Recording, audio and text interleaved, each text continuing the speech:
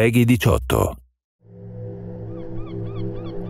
The oldest and strongest emotion of mankind is fear, and the oldest and strongest kind of fear is fear of the unknown.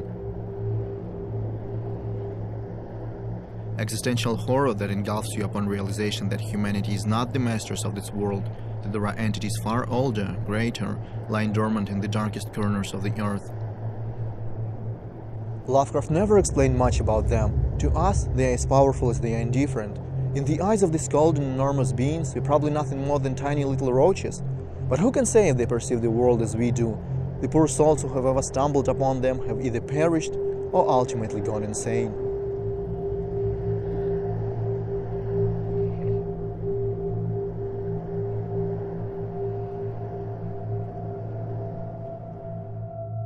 We are fascinated with Lovecraft's works of horror fiction, and we've always felt like this world would be a fantastic setting for a video game.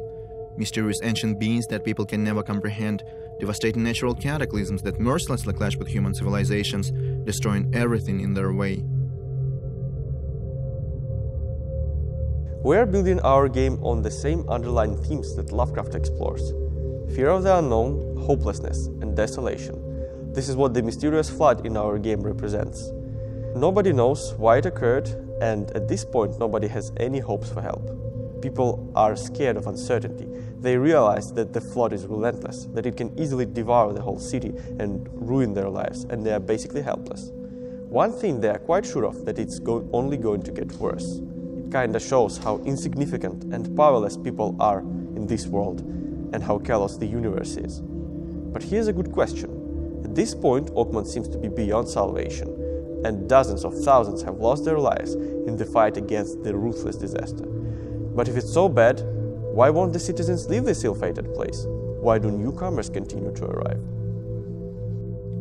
Why indeed? Is there something in the air that people feel addicted to? Or perhaps the city is seen as a beacon for those that desperately seek something? The newly arrived do not get a warm welcome from the locals. People in Oakmont are a very secluded, conservative society, and they are overzealous about their customs and traditions.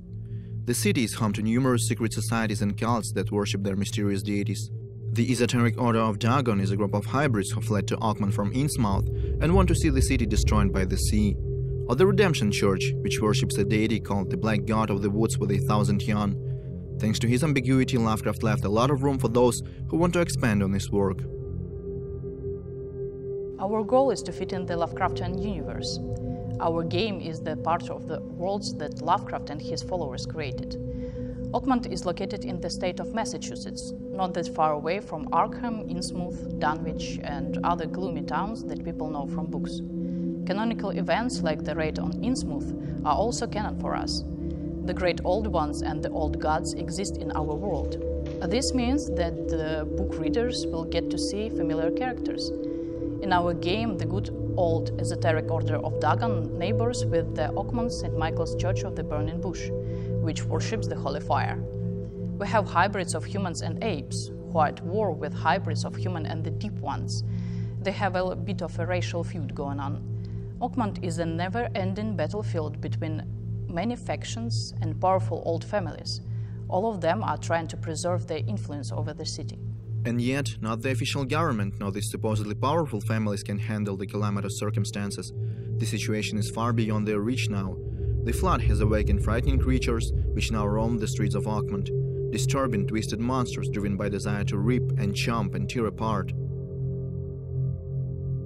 You know what most people find really frightening? Not spiders, not gore, even though these things can be very repulsive.